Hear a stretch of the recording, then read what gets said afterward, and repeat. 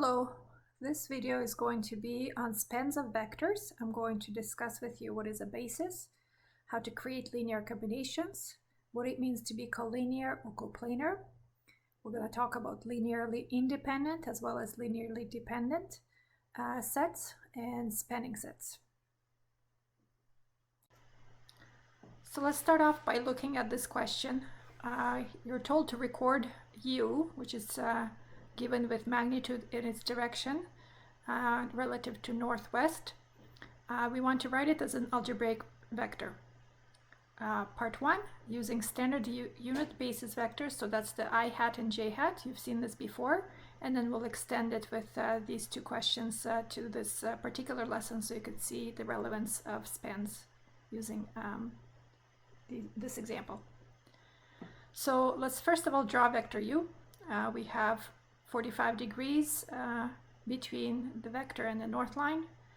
And let's draw the vector u by itself so that we can create an x and y axis instead, because the I hat and the j hat are in the positive x direction and positive y direction respectively. And these are unit vectors, and that's what the little hat means, that they're size 1. Then, to be able to convert this vector into component form, we need the angle from positive x-axis. So that happens to be 135 because we have 90 degrees plus the 45-degree angle. So question number 1, this vector u will now be converted using magnitude cosine of this angle and magnitude sine of the angle for the two components x and y. And that ends up being perfectly negative 5, 5. Which means that you take vector I hat, you reverse its direction in the opposite direction, and you're going to have 5 of them, and then up 5 of j hats, and you will arrive at the end of this vector itself. So this is not anything new. Now we're going to go on to question 2. So question 2, what we want to do is take vector u and use vectors v and w as the basis instead of this I hat j hat.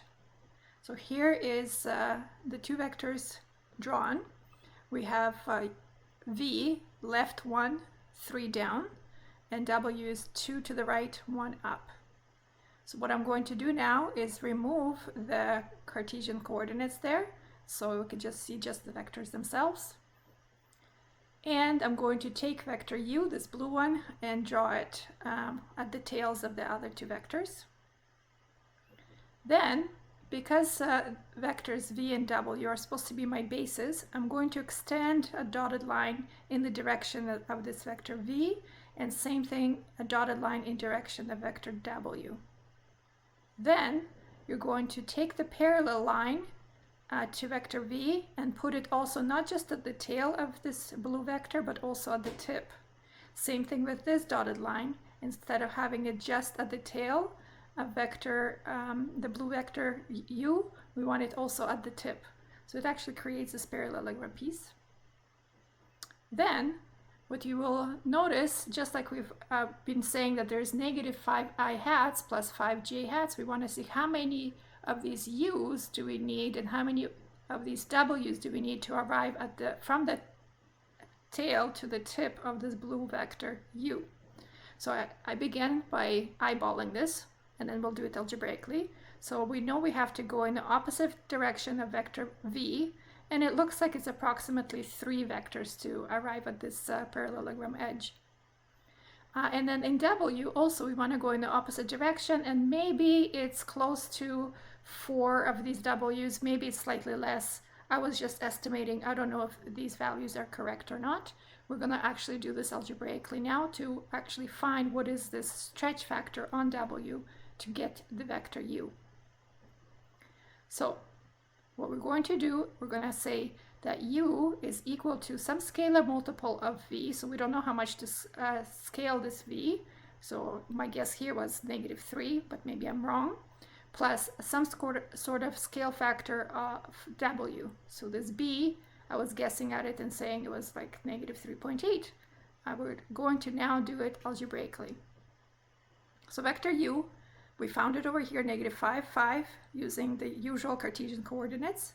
And then leave the a alone and put the component form of vector v that's given and w. Then what you want to do is split up the components. So what's in front of the comma, negative 5, is equal to what's in front of this comma. We have negative 1a, so negative a, plus in front of this comma we have 2 with a b, so we have plus 2b. And then we want to create another equation with what's after the comma, so the y components. So 5 is equal to negative 3 with an a, plus 1 with a b, or just plus b. So we have two equations, two unknowns. So I'm going to take this second equation and I'm going to multiply it by 2 and place it underneath the first one, because that creates 2b and 2b, which we can eliminate by subtraction.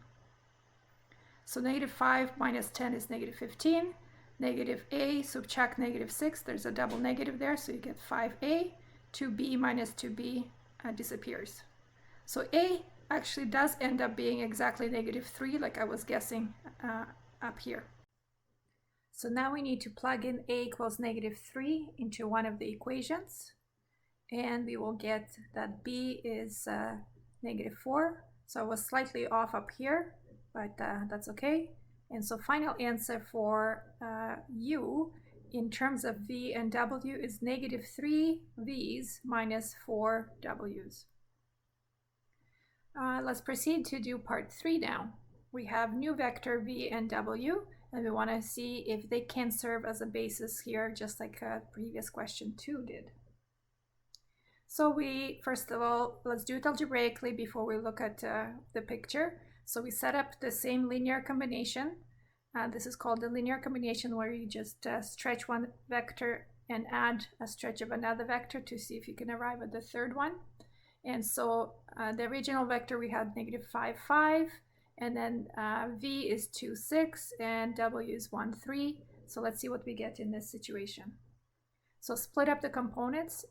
This is the x component equation. This is the y component equation. Let's multiply this equation by 3 and record it underneath so we can subtract and eliminate b's. 5 minus negative 15 gives you 20. And actually here, not just b get eliminated, but also the a. So you get this contradictory statement. 20 is not equal to a 0. And so this means that v and w, they do not form a basis. Let's look at how this looks as a picture. So this is to remind you our vector v and w from question 2. We had the x and y axis here and we drew them. So I'm going to do the same thing with question 3. Let's first of all draw w. So that means we're going 1 over 3 up, and then v is 2 over 6 up. What do you notice? Both of these vectors fall in one line.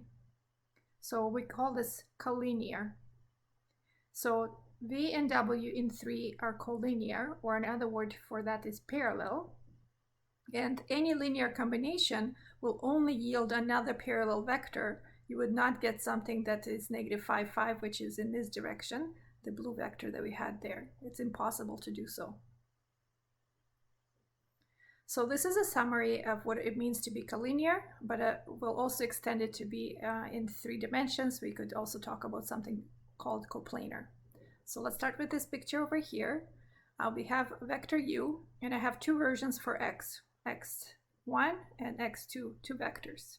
So this statement right here says that there is no way that you can stretch vector u by a factor of k and get vector x1. Well, look at it. U is pointing in this direction. No matter how much you stretch it, the direction will not change. It will never point in this direction. So we say that x1 vector and u vector are non-collinear. On the other hand, x2 vector, you can definitely stretch this vector u to have exactly the same size, magnitude as x2, because the directions match, or it could have been in the opposite direction. As long as they fall on the same line, we can say that they are collinear. That's why we use the word collinear, because they actually fall on the same line, and they could be facing in the same direction or opposite direction. So this right here is technically a linear combination, except we don't actually have any addition. It's just a stretch of one vector. So let's look at linear combinations with 3 vectors. So again, we have 2 versions, x1 and then x2. We're going to see which of the 2 vectors could be written in terms of the uv that are on this plane. So this parallelogram here is to signify that these vectors v, u, and x2 are on the same plane as each other, but this vector right here that pokes out of this parallelogram is to indicate that it actually is not on the same plane. So if you cannot find this statement to be true, that there is a stretch factor on k on u and stretch factor m on v, and you will get contradictions when you're trying to make it equal to another vector x, then this x1 and the other 2 vectors are non-coplanar, meaning one of the vectors is sticking out from the other 2 that create a plane. If you do not get contradictions, that means all 3 of them are on the same plane. We call them coplanar. So let's first of all do an example that concentrates only on the words collinear and coplanar, and after that we'll talk about these linear combinations and how to do this with algebra. So here we have a picture of a box with vertices labeled. Let's start off with part A. Name a point that is collinear with points E, H. So EH, I highlighted E to H in yellow, and we can see J is on the same line, collinear, as those 2 points. So point J is the answer here. Next one, collinear with BI. So BI, I highlighted. What else is on the same line? Well, point C is on the same line. Name a point that is not collinear with EH. So EH is this yellow. So any point that's not on this line, EJH, is something that we could quote, which I did. Name a point that is not collinear with BI, so anything that's not on the line BIC, so all of these are possibilities here. Part E, name a point that is coplanar with points DAB. So take a moment to draw a triangle from DAB and shade it in, as shown here. And I'd like you to imagine a plane that goes infinitely outwards from this triangle. So we can tell that point I and C actually will be on the same plane as this top part of this box. F, name a point that is coplanar with CGF. So CGF, again, draw a triangle, shade it in. So this indicates the back face of this box. So B and I are also going to be on the same plane as C, G, and F. For the next question, I erase everything I had before so it's easier to tell.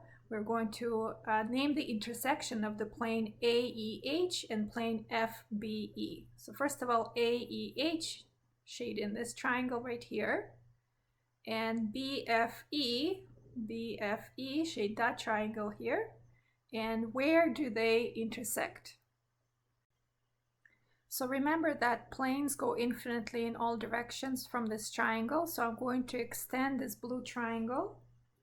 And I'm not going to draw it infinitely, I'll just stop at the face. And you can see that this blue shaded region and this green triangle overlap in this line, which is line AE. Now let's go on to talking about these linear combinations. Before we do that, I have a definition here. What is a spanning set or basis set for a space? It is the smallest set of vectors from which you can create all the other vectors in a space. Now is a good time to discuss the types of spaces one can have. First of all, there's a one-dimensional space, which is just technically a line. It could be the x-axis itself, but it doesn't have to be in that direction. It could be in any direction at all. So here, that could be a picture for a one-dimensional space, which is just a line. We can have two-dimensional space, which we call the plane. this plane, usually we were defining it using the I hat and j hat to create the coordinate system in the x direction and y direction at 90 degrees to each other. But we do not have to have vectors that are at 90 degrees to each other to create the plane. We can have a plane that is created from any two non-collinear or non-parallel vectors as shown here. Next type is a three-dimensional space, we had I hat, j hat, and k hat to describe that space, and those vectors were all at 90 degrees to each other. They don't have to be. I was able to locate a picture like this, but it still looks like it's at 90 degrees to each other, but just keep in mind that it could be a warped box or parallelepiped type of box that creates a three-dimensional space. There are other spaces of more dimensions than just three-dimensional space out there, but it gets hard to visualize that because we live in a three-dimensional world. Another thing I want to point out that in your homework you might encounter this capital R or R squared or R cubed. What do they mean? They just mean that it's a real number line, like the x-axis or the y-axis, or so it's just saying that it's one dimension. And then R squared is usually our Cartesian plane x and y, but it just basically means two dimensions, and then this is three dimensions. Let's talk about linear dependence and independence. It's going to be involving the following. We're going to be removing redundant vectors from the spanning set to create a basis for the space. So let's review. Basis definition is the smallest set of vectors from which one create all other vectors in the space. So if we are looking at one-dimensional space, the line, and you might be given 2 or 3 or 4 collinear vectors, but you don't need all of them to span this line. They will span just one line if they're all collinear, but you need only one of them to define this. So this statement right here is called a linear combination. If this linear combination is a true statement, that means A and B are dependent on each other, and we don't really need both of them to define the line. We can say just set with only vector A inside of it, or a set with only vector B inside it can fully determine this line. So this squiggly brackets right here, it's a brace. We use that for notation for a set of things. So usually we'll have more than one item inside of this set. So to summarize, a spanning set or basis set for one-dimensional space is one vector or 2 points. Moving on to the next space. We have vector A here, vector B, and this long one right here is vector D. This vector D could be created out of vector A and B, and this formula right here, which is the linear combination, kind of shows you that you could stretch A a specific amount, stretch B a specific amount, add them together and get this other vector D. So all three vectors span the plane, but we don't need all three vectors to define this plane, because vector D is created out of A and B. So the A and B are the building blocks for this plane. So we say that D is dependent on A and B. So this linear combination is true. And so we need only A and B to determine this plane. Technically, in terms of basis set, we could have vector AB as the set, but it could also be D with A, because D and A are also non-collinear to each other. So as long as you have two non-collinear vectors, then they will determine a plane or two-dimensional space. So this is the summary over here. Two non-collinear vectors or three non-collinear points will give a basis set for a plane. In the next picture, we have vector A here, B here, C here, and then this vector E. So we have 4 vectors provided here, and 4 of these will span this 3D space. But we do not need all 4 vectors. You could see here that E, if this linear combination is a true statement, that E is dependent upon A, B, C. So you can think of these A, B, C as the building blocks for this three-dimensional space. So as a basis, you would say either set A, B, C, or you could say A, B with E, because if you look at A, B is this front face of this box.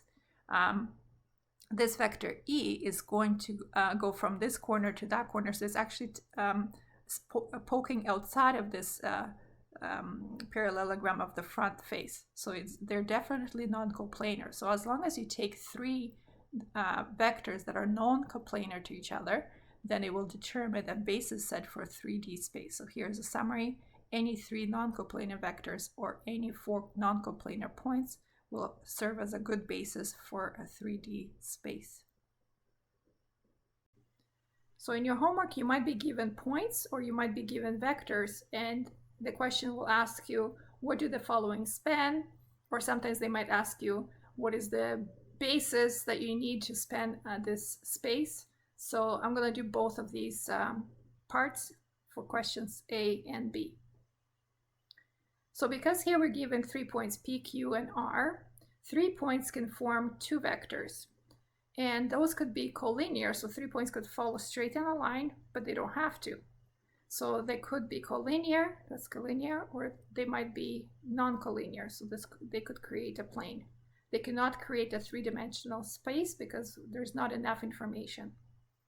So what we're going to do, because we need to check whether the vectors are all on the same line or maybe they're not, just to create the two vectors from the 3 points.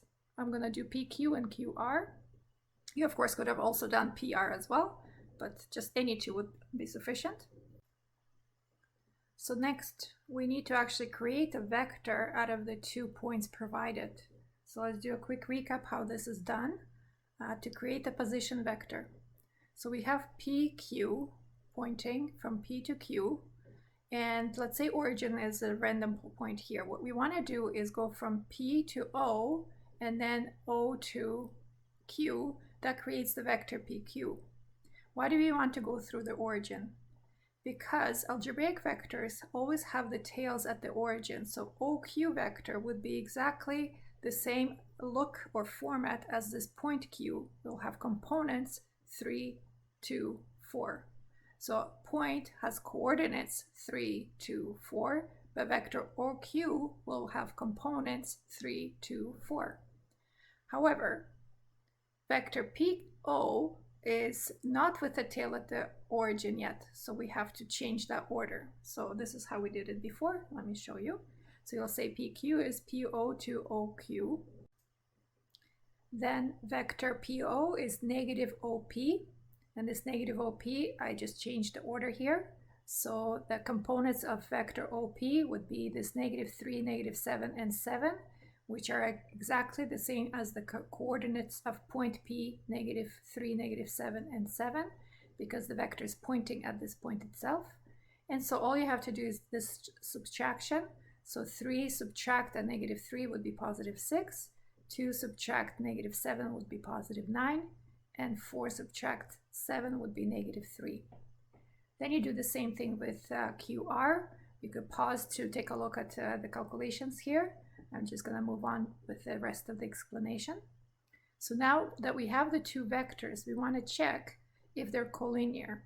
So we had this statement from collinear or not. So we're going to see if we get a contradiction out of this or not. So create a vector PQ is equal to some sort of scale factor K and vector QR. So just take your values from before. Then take a look at the X component. So we have 6 is equal to -2 of the K's. Here we get K is -3. It actually was super obvious even from beginning that if you multiply -2 by -3, you'll get 6. -3 by -3 will get +9. And 1 by -3, you get -3. So you didn't actually have to perform this check with linear combinations. You could have just looked at it and saw that they're multiples of each other. So this -3 being the scale factor is true for all of them, even though I didn't do all the components. And what does that mean? The conclusion is the given points P, Q, R are collinear, and they span a line because they're multiples of each other, and so they span a line in three-dimensional space. So they don't span actual 3D space, but this line is in 3 dimensions because it has 3 components, X, Y, and Z. So it's a line within a 3-dimensional space. Then another part of this question is, what is the basis for this? So if you say the basis vector set, you could say any one of these vectors would have been enough to create the line. So I chose the second one, but you could have chosen the first one. And if you wanted to say the basis from points, you would say, well, we need 2 points to create this basis for this line, but it didn't have to be point P and Q. You could have said P with R or Q with R. It wouldn't have mattered in this situation because they all fall on one line anyways. Let's go on to example number B. And I noticed in my calculations I made a mistake, so I'm going to adjust the question to be 2, 2, 7 for this to work, okay? So we're given point A, B, C, D. So how do we know they are points? Because there's no vector symbols. So these are points, and you're actually told in the question these are points. So 4 points can form 3 vectors, and they can be collinear. So it could look like that, 4 points all in a straight line. Or all 4 points are going to be on one plane. So I'm drawing this parallelogram to indicate they're all going to be on the same plane. Or possibly there's going to be 2 or 3 of them on the same plane, but one of them is not on the plane. Okay, so we're going to verify which of these scenarios do we have. So as before, we're going to create vectors out of points. This time we're going to do 3 vectors out of the 4 points. I have chosen AB, then BC, then CD. You could have created any other combination. It would not matter. Your steps in the middle, of course, will be different from mine, but the conclusion about what it spans will be identical. So you can pause here to verify my work and message me to let me know if I made any other mistakes. So after you create the 3 vectors out of the 4 points, you should glance at them to see if any of those 3 are multiples of each other. So they don't have to proceed and do the algebraic calculations. So none are obvious multiples, so we could say they're non-collinear. So this situation with all 4 points on the line is out the door. It's not what we have here. So next thing we want to check, are they coplanar? So to check if they're coplanar, we do have to do a linear combination. It's not something that you could just look at and know like we can with multiples. And so here, use the values we arrived from creating vectors to create this linear combination. Then separate the components. So we have an equation for X component, another equation for the Y component, and then this third one. Choose which one to start working with. So I noticed that the 0k allows me to really easily find the scalar factor m, which becomes a half. I'm going to take this one and plug it into this equation here. Solving this gives me k is also a half. Don't just stop here though. You must check your work, because what if there's actually a contradiction in the third component we never used yet? So do left side, right side check, plug in half for the k, half for the m. The calculation here yields size 1, but the other side is size 2. So there is definitely a contradiction here. What does this mean? This means that if you have a contradiction here, that means they're non-coplanar. So points A, B, C, D are non-coplanar. And so we have this scenario here, and they span a 3-dimensional space. In terms of the basis, you could say the 3 vectors you were working with form the basis for this 3D space. Now, you might have questions where you have vectors given to you right away instead of points. So it's pretty much the same thing, but I'll just do these 3 examples. So part A and B are multiples of each other. So you could see that you can multiply A by 2 to get B, right? So check both components to ensure that that's the same. But C is obviously not. So what does this mean? That means A, B, C span a plane. So all 3 of them are on the same plane. but we don't need all three of them as the basis for that plane. So we could say the basis could be just A and C, or we could say B and C. Next. I did say one more note here before we do the next question. It can't be, the basis cannot be A and B, because A and B are multiples of each other, as you saw here, and so they will create only a line, and they will not create a plane. Okay, question B. We have vector u and vector v. Notice how vector v is actually a zero vector. It's ineffective in giving you new information. So these vectors span a line. So even though there's two of them, one of them is actually not doing anything for us. And so for a line, we only need one vector. So the basis can be only the vector u. We cannot use the zero vector as the basis here. Last question. We have vectors A, B, C provided, and you should look at it to verify that none of them are multiples. Obviously they're not. So we eliminate the fact that they're all on the same line. Then we need to check if they're coplanar using this linear combination. If we do not get any contradictions, they will be coplanar. If we get contradictions, they will be non-coplanar. Let's see what we have. So you're going to put in the vectors provided in component form, split up the x component, y component, and z component. Again, notice how this ends up having no k values, so this is the easiest one to start with. And you solve for m to be 1/3. Then you plug it into one of the equations. I chose this one. And when you solve this one, you get k's 2/3. Again, don't stop here. You have to check because maybe there is a contradiction with the other one we haven't used yet.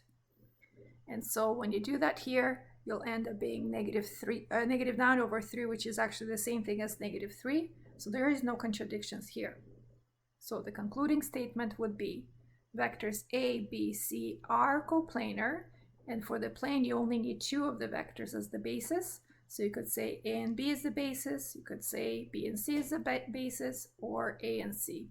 It is up to you.